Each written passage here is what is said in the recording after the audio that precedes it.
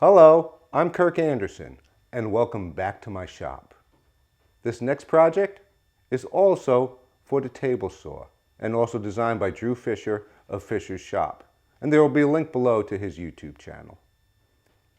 It's a thin strip jig, allowing you to cut thin strips on the table saw safely without having you to have the saw blade all the way up close to the fence, which in itself can be a dangerous operation. So without further ado, let's get into the build. First thing is to glue up the pieces that will make the base. Just 2 pieces of 3/4 inch plywood. I did cut these oversized. That way once it's set up, we can trim it down to the proper width. Just regular wood glue and spread it out to a thin film. As I said before, spreading the glue out creates a better bond than not spreading it out. And then I just used basically every clamp I had to clamp it together. While that was sitting to dry, I went to the bandsaw to cut out the handle. Now I made sure when I cut this out that I was well outside the line.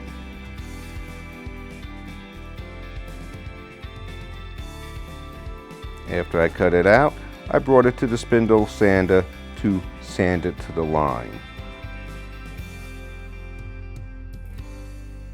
Then to make it a little bit more comfortable when you grip it, I just sanded on an angle the finger grooves. Well, then I went back to the bandsaw to cut out these pieces for the hold down and the back catch. Now I didn't go into details in making these pieces.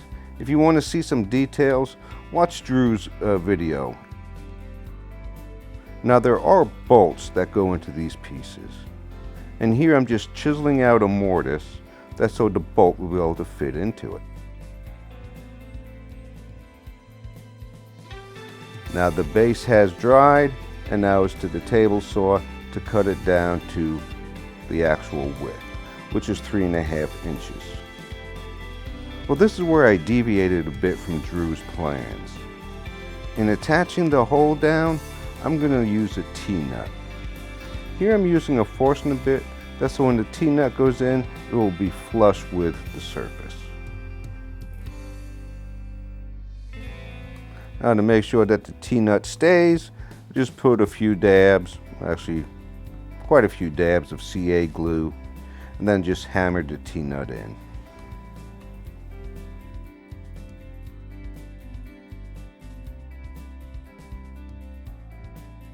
Well, both the hold down and the back catch has bolts.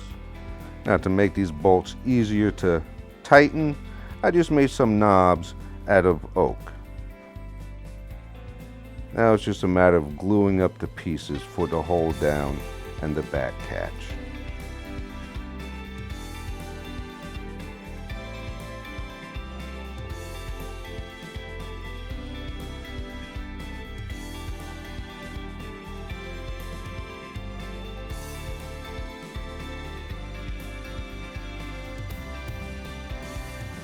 And of course, a little clamp pressure to make sure that the glue sets well.